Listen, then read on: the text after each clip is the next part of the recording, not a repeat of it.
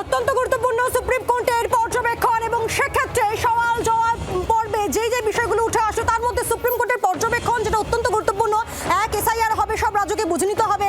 2 নম্বর, একেবারে নামের গড়মিলে বানানের গড়মিলের নাম বাদ দেওয়া যাবে না, সেটা উদ্বেগের। এবং একই সঙ্গে মাইক্রো অবজারভারদের হাতে ট্রাম্প কার্ড, মুখ্যমন্ত্রীর আইনজীবী এই বিষয়টি একটু বুঝে নেবো। সৈকত, দেখো, আমি পরিষ্কার একদম এক লাইনে যদি বলি তাহলে কি দাঁড়ালো, আলোচনা প্রায় শেষের দিকে যাচ্ছে শুনানি মনে হচ্ছে পরিস্থিতি দেখে।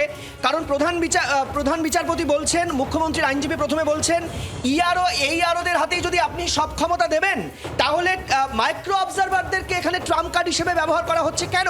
তার প্রেক্ষিতে সিজিআই বলছেন আরোরাই সিদ্ধান্ত নেবেন।